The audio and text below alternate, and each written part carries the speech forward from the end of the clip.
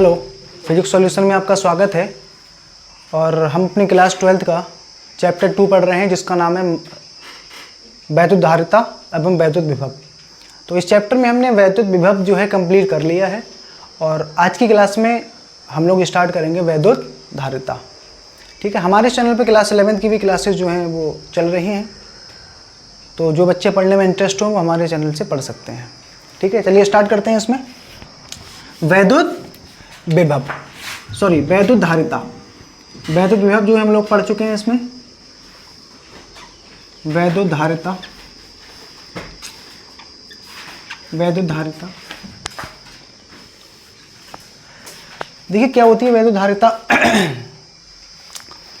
अगर यहां पर हम वैद्युत को छोड़कर केवल धारिता की बात करें, ठीक, हाई स्कूल में हमने एक चैप्टर पढ़ा था मेंसुरेशन, ठीक है। तो वहां अगर किसी सवाल में हमसे धारिता निकलवाता था तो हम क्या निकालते थे? वहां निकालते थे बेटा हम लोग आयतन। क्या निकालते थे? आयतन निकालते थे। ठीक है, तो अगर हम केवल धारिता की बात करें ना, धारिता की बात, तो मतलब किसी वस्तु में कुछ रखने की क्षमता क्या कहलाती है? धारिता कहलाती है। किसी वस्तु के अंदर कुछ रखने की क्षमता को हम क्या कहते हैं? धारिता कहते हैं। जैसे बॉटल होती है हमारे पास, ठीक है, जैसे ये बॉटल है, तो इस बॉटल में जितना भी पानी आएगा, जैसे 1 लीटर पानी आएगा, तो इस बोतल की धारिता कितनी हो गई? 1 लीटर। तो इसकी जो भी क्षमता है इसके अंदर कुछ रखने की, उसे हम क्या कहते हैं? धारिता। लेकिन हमें यहां क्या पढ़ना है? वैद्युत धारिता। तो वैद्युत का मतलब क्या होता है? आवेश। ठीक है, तो अगर हम केवल धारिता की बात करें तो धारिता क्या होती है? किसी वस्तु में कुछ रखने की क्षमता क्या कहलाती है? केवल धारिता। वैद्युत नहीं, केवल धारिता। अगर हम वैद्युत धारिता की बात करें तो क्या बोलोगे? वैद्युत का मतलब होता है आवेश। तो आवेश अगर बोलना है तो किसी चालक पर आवेश रखने की क्षमता को क्या कहते हैं? वैद्युत धारिता। ठीक है, तो किसी चालक में आवेश रखने की क्षमता क्या कहलाती है? वैद्युत धारिता। ठीक, अगर केवल हम धारिता बोलेंगे तो क्या बोलोगे? किसी वस्तु के अंदर कुछ रखने की क्षमता क्या कहलाती है? धारिता। और वैद्युत धारिता क्या होती है? किसी चालक में आवेश रखने की क्षमता को क्या कहते हैं? धारिता कहते हैं। तो उसकी डेफिनेशन लिखते हैं। इसकी डेफिनेशन तो बेटा ये नहीं है, इसकी डेफिनेशन नहीं है, मैं क्या बोल रहा हूँ, ये वैद्युत धारिता की डेफिनेशन नहीं है। मैंने क्या बताया था आपको? किसी चालक पर आवेश रखने की क्षमता को क्या कहते हैं?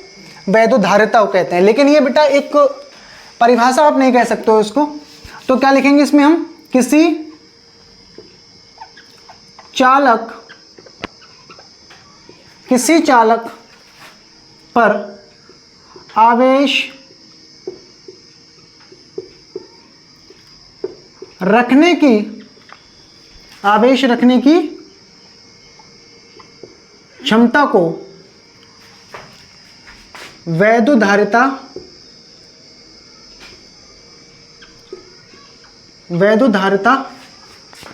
कहते हैं। ठीक है, अब मैं लिखता हूं बेटा यहां पर वैद्युत धारिता की परिभाषा। वैद्युत धारिता की क्या लिखेंगे यहां पर? परिभाषा। वैद्युत धारिता की परिभाषा। एक बात बताओ, अगर हमारे पास बेटा ये कोई चालक है, ठीक, ये कोई चालक है, सही है, इसको हम क्या देंगे? आवेश देंगे। तो जैसे जैसे आप इसको आवेश देते चले जाओगे वैसे वैसे बेटा इसका क्या बढ़ेगा? जैसे जैसे हम आवेश को बढ़ाएंगे, जैसे जैसे हम बेटा आवेश बढ़ाएंगे, क्या बढ़ेगा? इस चालक का क्या बढ़ेगा? विभव बढ़ेगा। जैसे जैसे हम आवेश बढ़ाएंगे क्या बढ़ेगा? इसका विभव बढ़ेगा। तो वैद्युत धारिता की बेटा परिभाषा क्या बनेगी? किसी चालक को दिया गया आवेश क्या? Q। किसी चालक को दिया गया आवेश क्या? Q। और आवेश देने से चालक के विभव में होने वाली वृद्धि, क्योंकि विभव क्या होगा? लगातार जैसे जैसे आप आवेश को बढ़ाते चले जाओगे विभव क्या होगा? बढ़ता चला जाएगा। तो हमने क्या लिखा, क्या लिखना है इसमें, किसी चालक को दिया गया आवेश Q और आवेश देने पर उस चालक के विभव में होने वाली वृद्धि को क्या कहते हैं, वृद्धि के अनुपात को क्या कहते हैं, वैद्युत धारिता। और इसको बेटा किससे लिखते हैं हम लोग, C से लिखते हैं। कैसे प्रदर्शित करते हैं इसको, इसको C से प्रदर्शित करते हैं। तो इसकी डेफिनेशन बेटा क्या लिखेंगे, किसी चालक को दिया गया आवेश Q और आवेश देने पर उस चालक के विभव में होने वाली वृद्धि के अनुपात को क्या कहते हैं बेटा, वैद्युत धारिता कहते हैं। ठीक है, तो इसकी मतलब मैं डेफिनेशन लिख देता हूं। उस डेफिनेशन के नीचे आप ये लिखेंगे फिर, किसी चालक को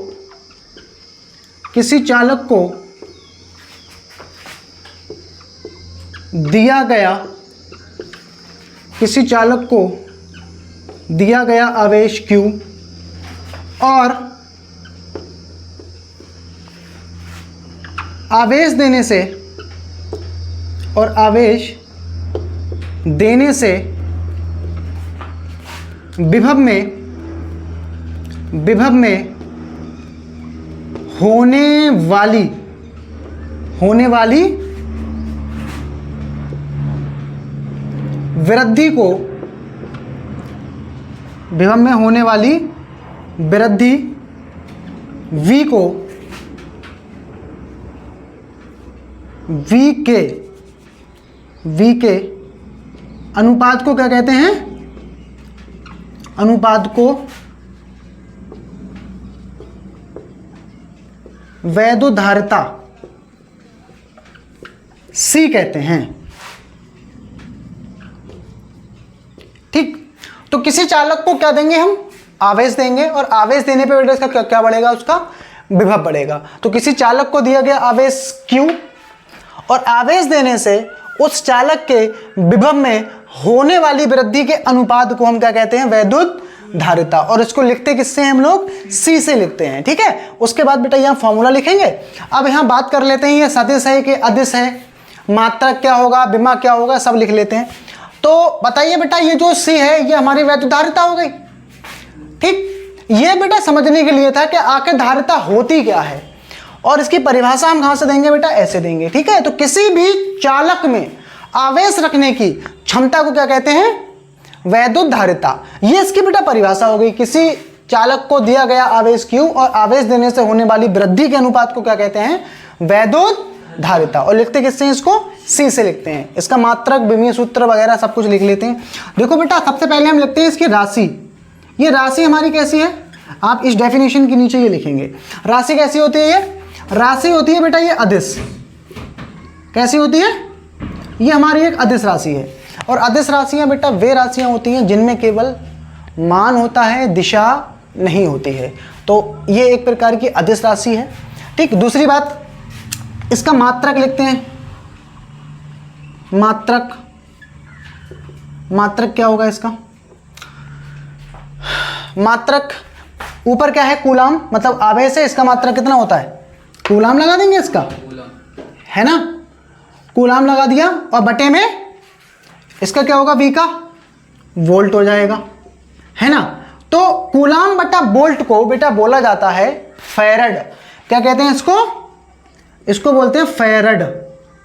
इसको ऐसे F से भी लिखते हैं शॉर्ट में, फैरड को। तो धारिता का मात्रक क्या होता है, वैद्युत धारिता का मात्रक फैरड।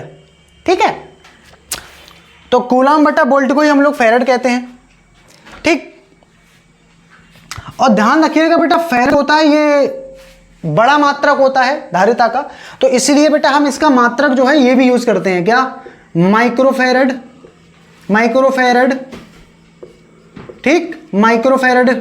तो माइक्रो को लिखते हैं म्यू से और फैरड को लिखते हैं एफ से। या फिर पीकोफैरड, पीकोफैरड, ठीक है, पीकोफैरड, ये कितना होता है, पीएफ। तो ऐसे बेटा इनको हम लोग मात्रक लिखते हैं इसके। तो कूलाम बटा वोल्ट, इसी को हम लोग क्या बोलते हैं, फैरड कहते हैं। ठीक है, तो इस प्रकार बेटा इसकी मात्रा को परिभाषा लिखेंगे। तो समझ में आ गया बेटा वैद्युत धारिता किसे कहते हैं, कि किसी भी चालक में आवेश रखने की क्षमता क्या कहलाती है, वैद्युत धारिता। फिर इसकी परिभाषा लिख देंगे, किसी चालक को दिया गया आवेश Q और आवेश देने से उस चालक के विभव में होने वाली वृद्धि के अनुपात को क्या कहते हैं, वैद्युत धारिता। और लिखते किससे हैं, इसको C से लिखते हैं। तो जो हमने आवेश दिया है वो Q है और आवेश देने पर जो विभव बढ़ रहा है वो क्या है, V है। दोनों का अनुपात कर देंगे। कैसी राशि, अदिश राशि है, केवल दिशा होगी, मान वगैरह नहीं, केवल मान होगा, दिशा वगैरह नहीं होगी। मात्रक कूलाम, ये Q का मात्रक कूलाम, B का मात्रक वोल्ट, और कूलाम बटा वोल्ट को क्या बोलते हैं, फैरड। लेकिन बेटा फैरड जो है बड़ा मात्रक होता है धारिता का, ठीक है। तो इसको हम किस में लिखते हैं, माइक्रो फैरड, और माइक्रो की जगह होता है 10 की पावर माइनस के 6, या फिर पिको फैरड 10 की पावर माइनस 12। चालक की वैद्युत धारिता।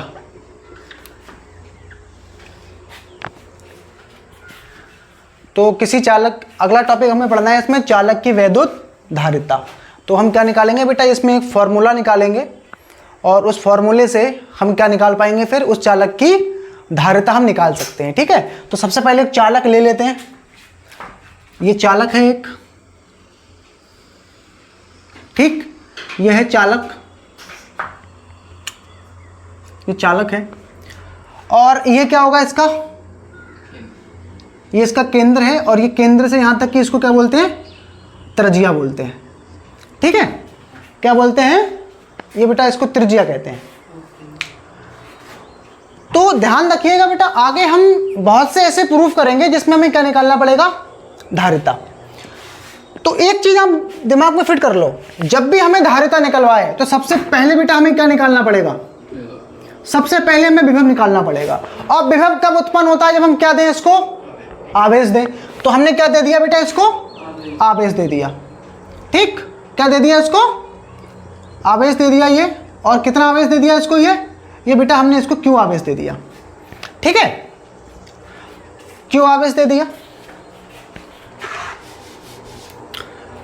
तो इतना पहले लिख लेते हैं हम लोग, क्या लिखेंगे, और मान लेते हैं बेटा इसकी जो धारिता है वो कितनी है, कैपिटल C है।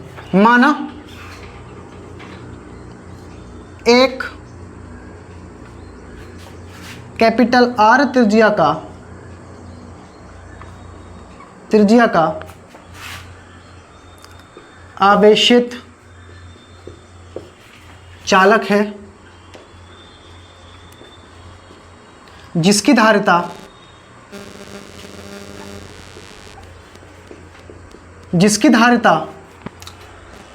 C है। हमें इस चालक की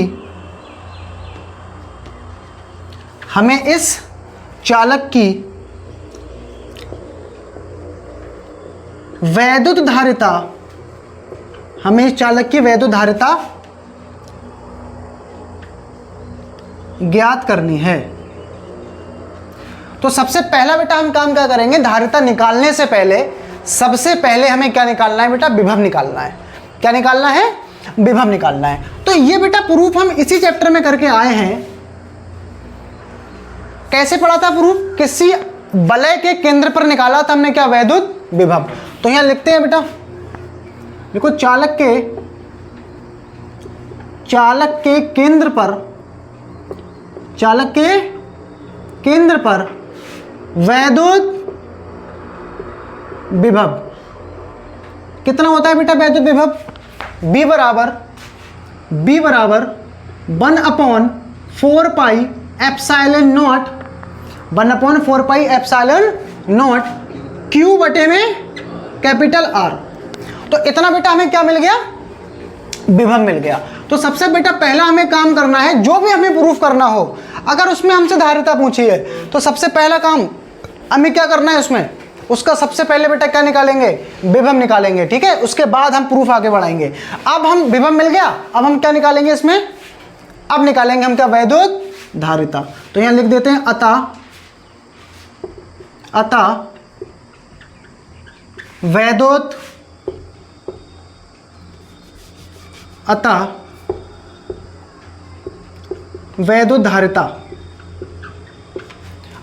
धारिता क्या होता है फॉर्मूला, C बराबर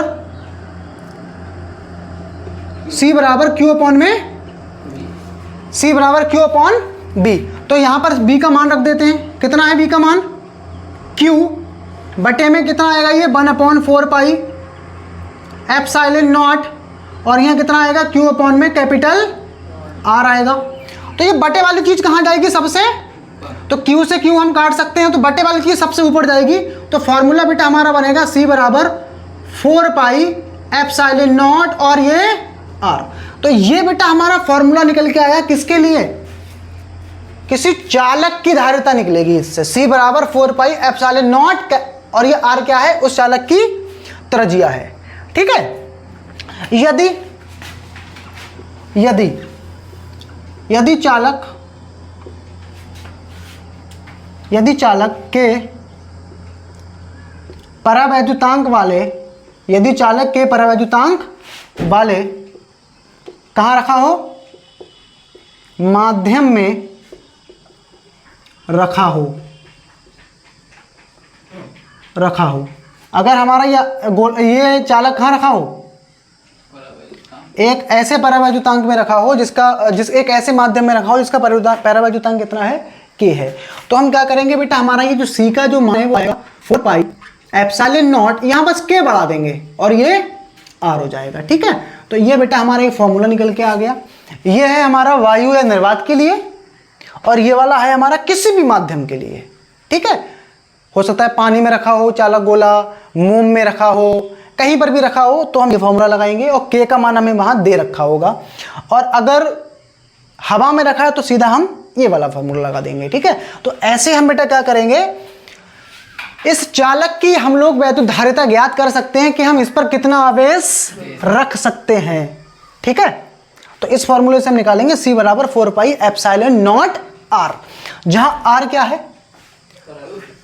R क्या है? इस चालक की त्रिज्या है। ठीक है। तो इस पे 1-2 क्वेश्चन कर लेते हैं। 1 मीटर त्रिज्या का गोला, 1 मीटर त्रिज्या का वायु में रखा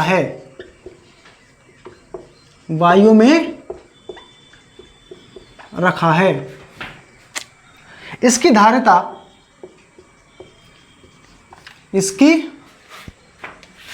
धारिता ज्ञात करो।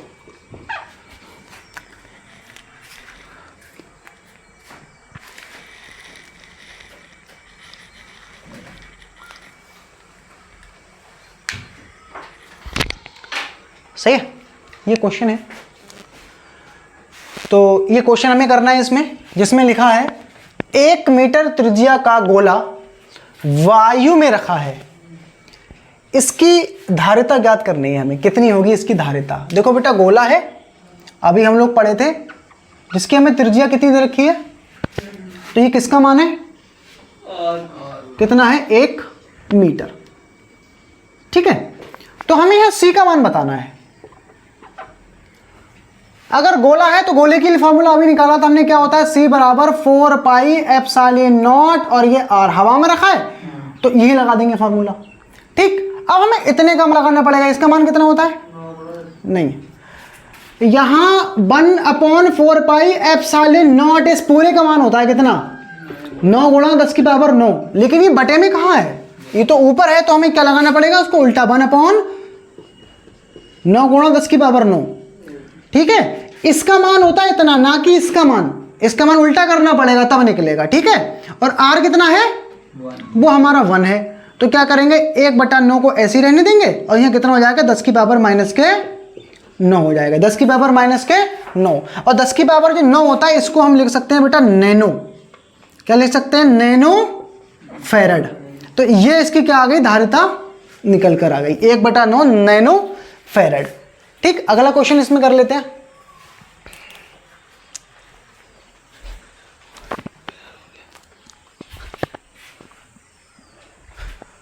अगला क्वेश्चन करते हैं।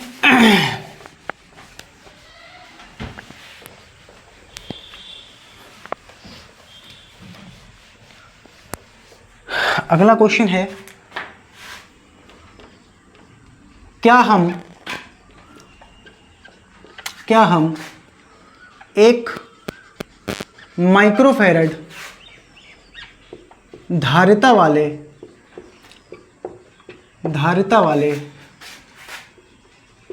चालक गोले को अपने घर की अलमारी में रख सकते हैं या नहीं। ये क्वेश्चन है। हमें बेटा इस क्वेश्चन में यह बताना है, एक गोला है हमारे पास जिसकी धारिता कितनी है 1 माइक्रोफैरड। तो हमें यह बताना है कि हम उस गोले को हमारे घर में जो अलमारी होती है उसके अंदर रख सकते हैं या नहीं रख सकते हैं। ठीक है, कैसे चेक करेंगे कि हम इसको रख सकते हैं कि नहीं रख सकते हैं? क्या निकाला जाए? क्या निकालना पड़ेगा हमें? उस गोले का आकार निकालना पड़ेगा। मतलब हमें क्या निकालना पड़ेगा? त्रिज्या निकालनी पड़ेगी, है ना। तो हम क्या निकालेंगे बेटा? यहाँ पर त्रिज्या निकालेंगे, और त्रिज्या ही हमें बताएगी कि हम उस गोले को अपने घर के अंदर रख सकते हैं या फिर नहीं रख सकते हैं। ठीक है, तो ट्राई करते हैं। देखो, तो ये क्या दिया है हमें? 1 माइक्रोफैरड। ये तो धारिता हो गई 1 माइक्रोफैरड, बट हमें इसको लगाना है किसमें? फैरड में लगाना है। तो 1 गुणा 10 की पावर माइनस के 6 फैरड हो जाएगा ये। ठीक, माइक्रो में कितना होता है? 10 की पावर माइनस के 6 लगा देंगे। तो हमें इसका गोले का क्या निकालना पड़ेगा? आकार निकालना पड़ेगा। और आकार कौन बताएगा बेटा? इसकी त्रिज्या बताएगी। क्या होता है फॉर्मूला? C बराबर 4 पाई एप्सिलॉन नॉट r। ठीक है, तो इसको इसके बटे में ले आते हैं, तो ये हो जाएगा 1/4 पाई एप्सिलॉन नॉट और इंटू में C इक्वल टू r। बताओ इसका मान। 9 गुणा 10 की पावर 9, क्योंकि उल्टा इधर 1/4 पाई एप्सिलॉन नॉट का मान कितना होता है? 9 गुणा 10 की पावर 9। तो इसको मैं इधर ले आया ना, तो ये बटे में आ जाएगा 1 के बटे में। ठीक है, 1 के बटे में आ गया ना ये। और C कितना है? C 1 गुणा 10 की पावर माइनस के 6 और इक्वल टू r। r को मैं यहाँ पहले लिख ले रहा हूँ, तो यहाँ आया बेटा 9। क्या आ गया ये? 9। और यहाँ पावर बचेगी 10 की पावर 3। इसको हम ऐसे लिख सकते हैं, ये यहाँ तक हमारा मीटर में आएगा। किस में आएगा? मीटर में। और इसको हम लिख सकते हैं बेटा 10 की पावर 3 को किलोमीटर। आप देख सकते हो बेटा 1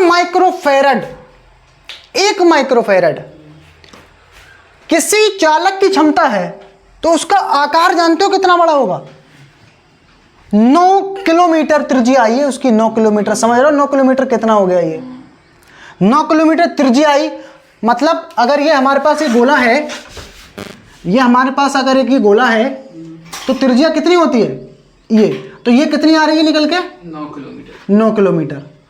ठीक है, अब पूरा करोगे तो 9 कितने हो गए? मतलब 18 किलोमीटर इसका व्यास आएगा निकल के।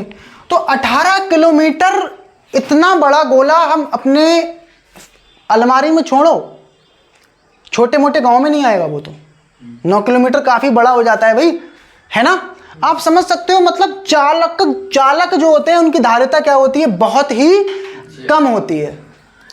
चालकों की धारिता क्या होती है? बहुत ही कम होती है। ठीक है, आगे हम इसमें पढ़ेंगे।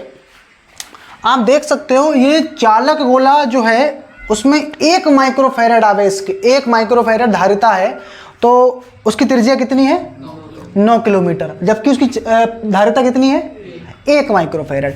और हमारे यहाँ जो पंखे में छोटा सा जो कैपेसिटर लगा होता है, ऐसी आपने डिब्बी लगी देखी होगी, उसमें ऐसी डिब्बी लगी देखी होगी, वहाँ पर ऐसी डिब्बी होती है, इसको संधारित्र कहते हैं, कैपेसिटर है ये, आगे पढ़ेंगे इसी चैप्टर में। ये जो कैपेसिटर लगा होता है ये लगभग 2.5 माइक्रोफैरड से 3 माइक्रोफैरड तक का होता है, पंखों में जो लगा होता है। वो डिब्बी कितनी छोटी सी होती है? इतनी छोटी सी। और जो हम 1 माइक्रोफैरड धारिता का जो गोले की अगर हम बात करें, चालक गोले की, तो वो गोला कितना बड़ा आ रहा है निकल के? 9 किलोमीटर उसकी त्रिज्या है। समझ रहे हो? इतना बड़ा गोला हो गया वो। 9 किलोमीटर बहुत होता है। उसको हम अपने घर की अलमारी में तो छोड़ो, छोटे मोटे गांव में भी नहीं आएगा वो। तो इतनी कम होती है धारिता किनकी, चालकों की। तो चालक जो होते हैं उनकी धारिता क्या होती है, बहुत ही कम होती है। तो इसमें हम सीखेंगे कि आखिर ऐसा इसमें क्या होता है, मतलब इतनी छोटी सी डिब्बी की धारिता कितनी है, लगभग 3 माइक्रोफैरड, और जो गोला हमारा इतना बड़ा होता है उसकी धारिता कितनी होती है, आप देख सकते हैं 1 माइक्रोफैरड की धारिता कितनी है, मतलब उसकी त्रिज्या कितनी आ रही है, 9 किलोमीटर।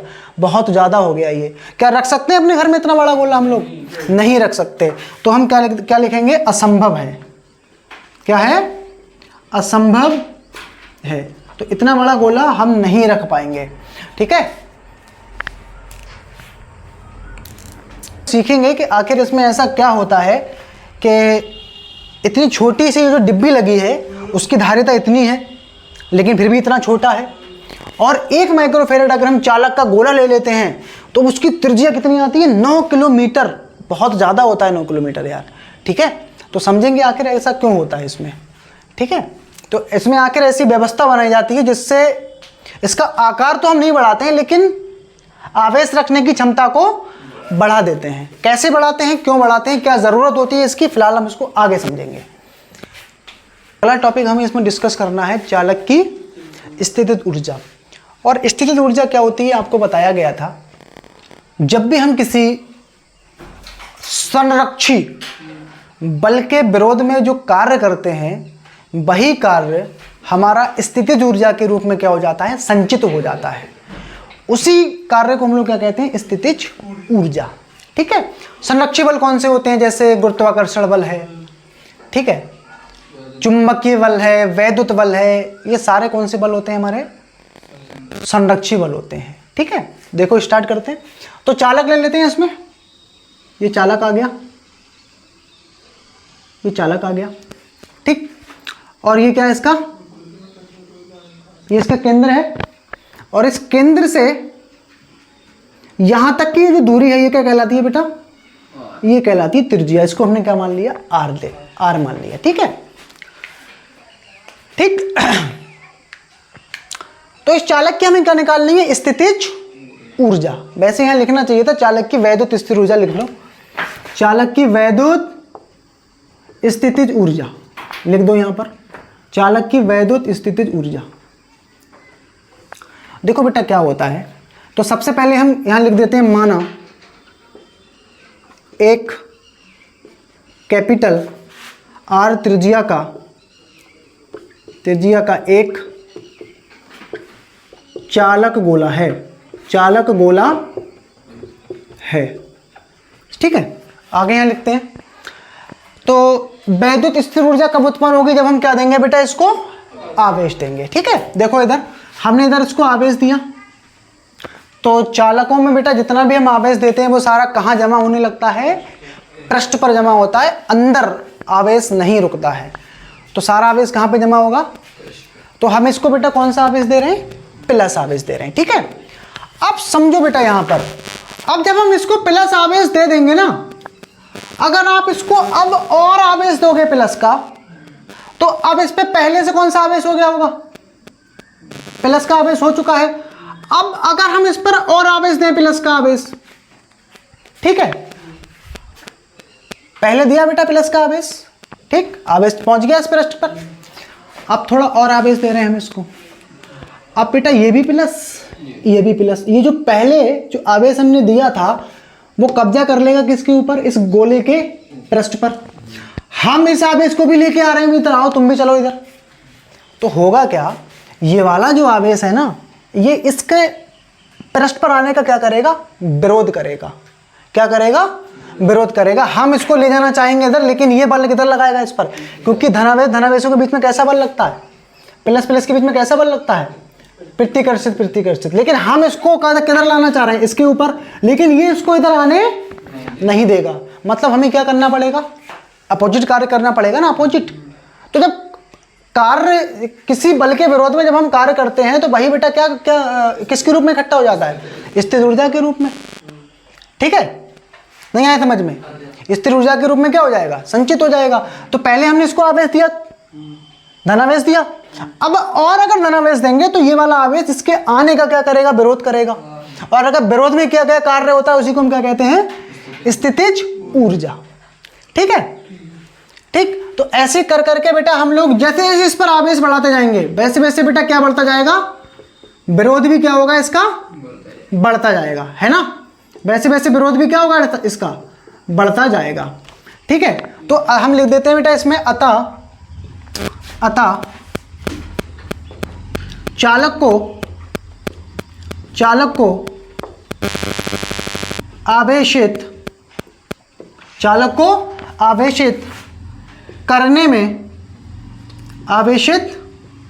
करने में किया गया कार्य। तो बताओ बेटा जब हम एक आवेश को एक बिंदु से दूसरी जगह जब लेके जाते हैं तो कितना कार्य करना पड़ता है। ये फॉर्मूला बेटा पढ़े थे हम, W बराबर क्या होता है बताओ, V इंटू, पढ़ा था कि नहीं पढ़ा था। जब हम किसी भी एक आवेश को एक जगह से दूसरी जगह लेके जाते हैं तो कितना कार्य करना पड़ता है, W बराबर V इंटू क्यू करना पड़ता है ना। तो हम बेटा मान ले रहे हैं कि हम बहुत सारा आवेश तो एकदम लेके जाओगे नहीं, थोड़ा थोड़ा लेके गए ना। जब थोड़ा लेके जाओगे तो कार्य भी कैसा कितना करना पड़ेगा, कम करना पड़ेगा। तो हम मान लेते हैं बेटा यहाँ क्या कार्य कितना करना पड़ा हमें, बहुत ही थोड़ा, और थोड़े के लिए क्या लिखते हैं DW, कार्य बहुत कम करना पड़ेगा। और कम के लिए बेटा किसका इस्तेमाल करते हैं हम लोग, D, और कार्य के लिए, ठीक है। तो बराबर क्या हो जाएगा बताओ। तो जैसे जैसे आवेश दोगे क्या होगा इसमें विभव, और ये जब कार्य थोड़ा मिला है तो आवेश भी कैसा होगा, बहुत ही थोड़ा। मतलब थोड़े से आवेश को ले जाने में कितना कार्य करना पड़ रहा है, DQ। तो थोड़े से के लिए मिल गया। अब हम क्या करेंगे बोलो, दोनों ओर क्या कर दोगे, दोनों ओर समाकलन, दोनों ओर समाकलन करने पर लो, वही दोनों तरफ समाकलन कर देते हैं इसका। तो समाकलन होकर क्या आएगा इधर बताओ,